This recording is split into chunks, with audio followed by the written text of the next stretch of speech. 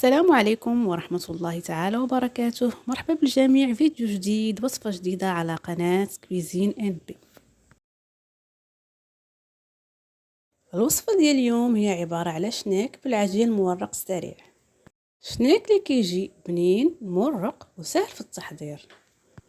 شناك اللي اكيد الا جربتوه ما غاديش تستغناو عليه مازال، لانه كيكون سهل في التحضير، بنين ومقرمش من برا ورطب من الداخل. باش تعرفوا مكونات الوصفة، طريقة التحضير، شوفوا الفيديو من الأول إلى الآخر. نتمنى لكم فرجة ممتعة. ما تنساوش خليونا الإعجابات ديالكم والتعليقات ديالكم.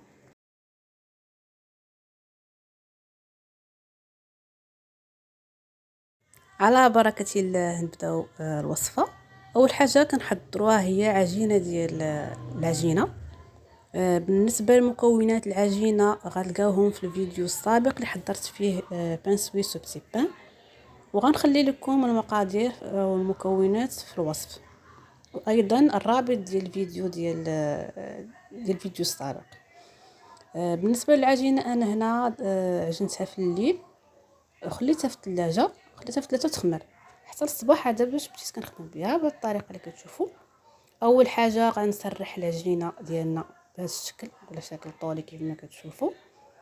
ما نديروهاش غليظه وما نديروهاش رقيقه بزاف.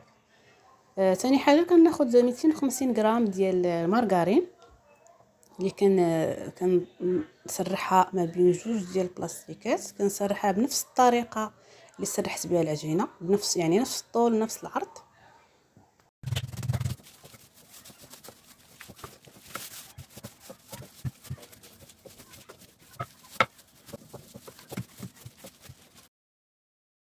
من بعد ما نسرح الزبده كنديرها فوق من العجينه. كنحاول انني نقادها باش تكون قدها، يعني ما تكونش الزبده خارجه. كنطويها بالطريقه اللي كتشوفوا.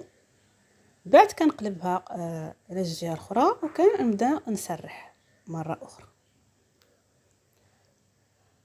كنسرحها ما كنخليهاش غليظه. من بعد كنطويها على الشكل اللي كتشوفوا على 3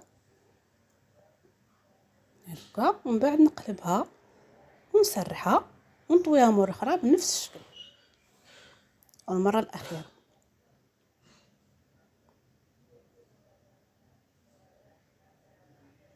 هذه كنسرحها بهذا الشكل المره الاخيره. وكان هنا كنديرها في بلاستيكه ونديرها في المجمد لمده نصف ساعه.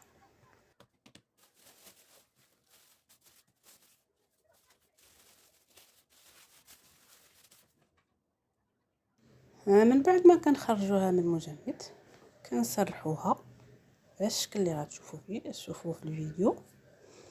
هنا بالنسبه لي انا قسمتها على جوج، لاني غندير جوج. وحده غندير فيها كريم باتيسير والنص غندير فيه الكونفيسير.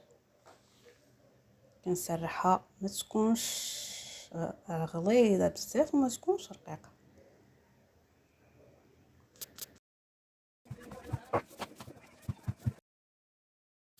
وكيف ما كتشوفوا هنا قسمتها على النص. بالنسبه للنص الثاني، النص الاول غندير فيه كريم باتيسير. بالنسبه للوصفه ديال كريم باتيسير هي نفسها اللي درت في الفيديو السابق ديال بتي بان و بان سويس. غنخلي لكم طبعا الرابط في الوصف. كندهن هاد الكريم باتيسير على هاد الشكل اللي كتشوفوا، ما كنكثرش بزاف. من بعد كندير حبيبات ديال الشوكولات، وكنخلي واحد الجانب اللي ما كنديرش فيه الكريم باتيسير. من الاحسن انني هنا نلصق ببياض البيض باش ما تحلش ليا هذه، ونضغط على الجوانب مزيان باش ما تحلش ما يتحش شنيك في الفران ملي يخمر. نفس الشيء كندير بالنسبه للكونفيتير. ندهن الكونفيتير ونطوي ونسد بنفس الطريقه. كيف ما قلت من الاحسن يكون نسد ببياض البيض. من بعد ما ساليت الجزئين بجوج كنقطعهم على شكل شنيك مباشره كيف ما كتشوفوا.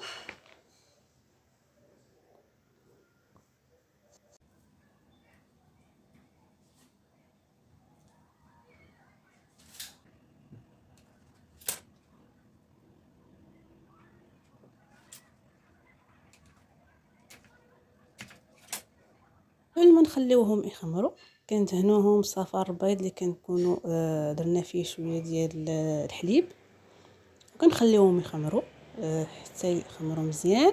هذيك من بعد كنشعلوا عليهم الفران ونطيبوهم كيف ما كنطيبوا اي مخبوزات ديالنا.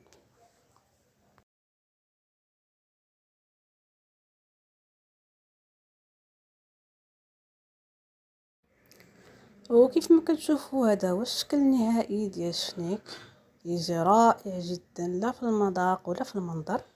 اكيد الا جربتوه غادي توليو مدمنين عليه. كانت هذه هي الوصفه ديال اليوم، شكرا على المتابعه والى وصفه قادمه ان شاء الله.